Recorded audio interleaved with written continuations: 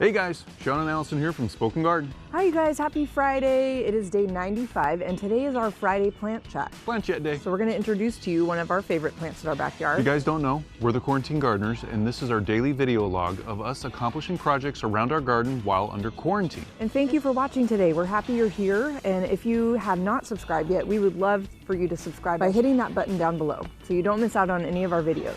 So guys, today, Friday, plant chat day, as usual, and the plant we're going to chat about today is Dianthus. Dianthus are beautiful. They also go by several other names. You might know them by Sweet Williams or Pinks or sometimes just carnations.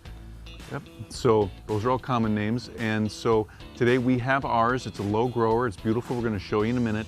There's a lot of different variations, there's a lot of different varieties of this plant that are a lot bigger, maybe smaller than you might know. There's a lot of options. So here is our beautiful Dianthus. Look at those flowers. Oh, just gorgeous. This is a perennial. In fact, I've actually had this Dianthus in this tiny container for over 8 years, and it just keeps getting bigger and bigger. In fact, we definitely need to repot this summer. Our Dianthus thrives in partial sun to full sun. Now you can see, guys, it's in bloom right now. It does bloom from spring and into summer. To continually have it bloom throughout the summer, you want to come through and you want to deadhead this on a regular basis. You want to get these old blooms out of here. And so what we have here, as you can see, we've got some old blooms. Here's a new one, but it's on its way out. Basically, you pinch the old blooms off, and you do that by going like this. Just right there. There you go. And so there's one. You want to do that a couple more times on these so we get all these out of here. There we go. With the old blooms gone, the plant is going to continue to want to flower throughout the summer until it reaches a point where it won't want to anymore. But that'll be a little bit later. You'll keep these beautiful blooms continuing on for a while. If you notice here, which I think is one of my favorite features about this Dianthus, they have this beautiful kind of fringed or serrated petal on the outer, if you can see that, on the outer edge there. And it gives it such an interesting, shape. These flowers obviously come in bright pink. Dianthus comes in white, purple, light pink, red, and so many other colors. Yeah, beautiful. I especially like this one because of the two-tone color on the flower, that darker red in the center, and then it flares out to that lighter red, almost pink color right there. It's gorgeous. It's a great combination of color, I know, and it seems to just get more vibrant every year. So guys, something to think about if you're gonna grow this in your yard. It can tolerate a couple different types of soil, but it needs to drain well. And if you have enriched soil or if you add compost every once in a while, that'll be a great benefit. It also likes to have regular watering. This isn't really a drought tolerant type of plant.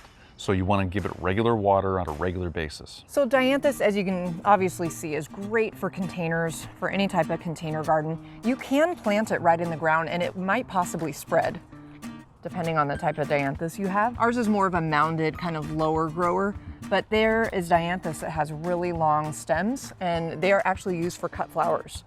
This one wouldn't be so great for cut flowers, but this would be a great one for like a border along a pathway or in mass plantings underneath maybe some larger plants. You can divide this plant in the fall by actually cutting sections of it away and then taking those new sections and planting them somewhere else. And this is called division.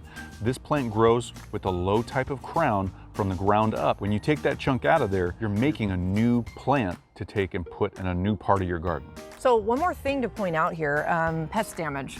Obviously slugs, if you can see, there's a slug trail on this petal. Oh, darn you, slugs. I know. So, and there's actually some evidence right here as well. Oh yeah, look at that. Ah. So what we'll do for pest control is to get in here and put some Sluggo all over in here, which also controls earwigs. So that might help. There might be some other things going on. The majority of this plant looks very healthy. We've got a lot of new blooms coming in. You can see right there. So there's a lot of new growth, new blooms coming in. That's exciting. And actually these are just unfolding, it looks like right here.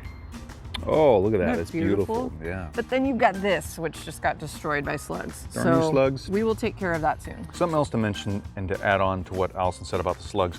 If you have a Dianthus or any other plant that's susceptible to slugs in a pot, not only do you want to put any like Sluggo or another type of control product in the pot, but you also want to put it around the perimeter of the pot because the slugs have to get to the pot and get up it before they can make the damage. So that's something to consider. Put the Sluggo or other product around the perimeter fully and then also up into the pot. So you get a double coverage that way. That's a great reminder. I always forget to do that.